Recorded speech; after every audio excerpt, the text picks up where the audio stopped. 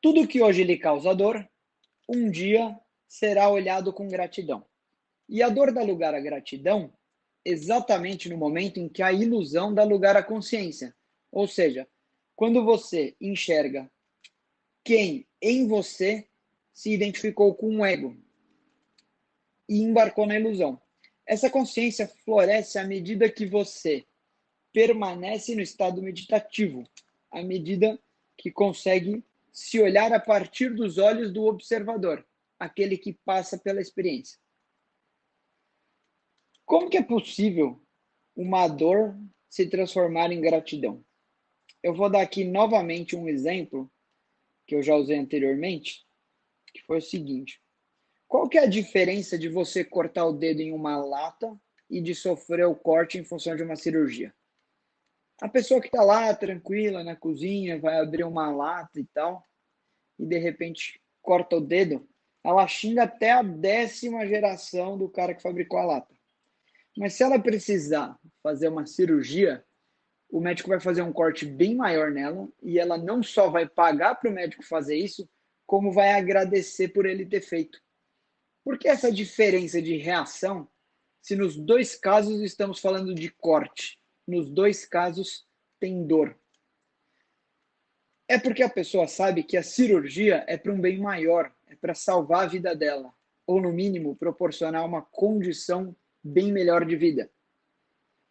Ou seja, no caso da cirurgia, existe um propósito por trás da dor. E no caso da lata, é só dor. A existência de um propósito não faz sumir a dor, mas diminui, né, ou minimiza o sofrimento. Você sente a dor sem sofrer.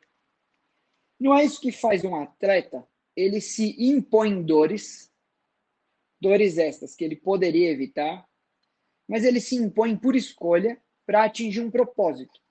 Assim, a cada treino, a cada dor que resulta em um ganho de performance, em uma musculatura maior, em um movimento mais eficiente, etc., o atleta pode sentir gratidão. A diferença do atleta para as nossas dores da vida é que nós não escolhemos passar por essas dores, esquecendo aí, né, as crenças que acreditam que a gente escolhe tudo que vai passar antes de nascer, mas pegando só o fato de que nós não temos pelo menos consciência de que escolhemos. Então vamos considerar que na vida nós não escolhemos passar por essas dores. Então aqui a gente tem dois caminhos. Para você que tem fé, o caminho é pensar que para todas as dores existe um propósito. E que se ao invés de eu me entregar para a emoção da dor, eu me esforçar em encontrar o propósito dela e entender o porquê que ela é necessária para mim, o que ela quer me ensinar, o quanto antes eu fizer isso, antes essa dor vai embora. Porque ela cumpre o propósito dela, né? E por ter vivido o propósito que deu causa a ela, eu vou sentir gratidão por dever justamente a ela o meu desenvolvimento.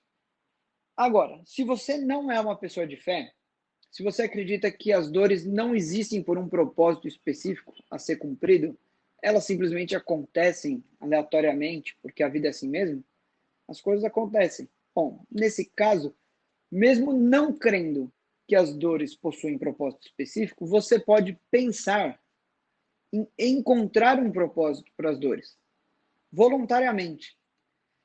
Assim, de qualquer forma, você será, após esta dor, melhor do que antes dela. Ou seja, tendo você fé ou não, se encarar as dores da vida como o treinamento de um atleta, certamente vai evoluir de maneira relevante.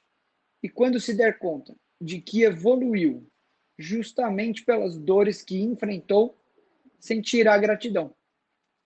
Como nas duas mensagens anteriores falamos sobre unidade e ilusão, então aqui eu só vou comentar sobre o ego. O que é se identificar? É sentir como se fosse comigo, não é isso?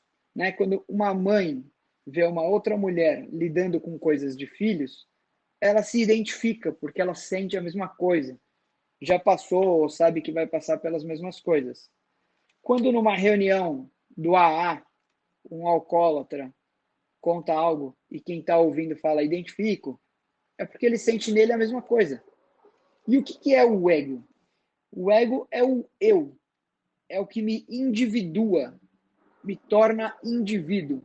Ou, em outras palavras, é o que me destaca, me separa da unidade. Como boa parte das nossas dores decorrem dos relacionamentos, das interações humanas, quando entendermos a unidade, quando a consciência vencer a ilusão, as dores diminuirão e cada dia mais viveremos a gratidão.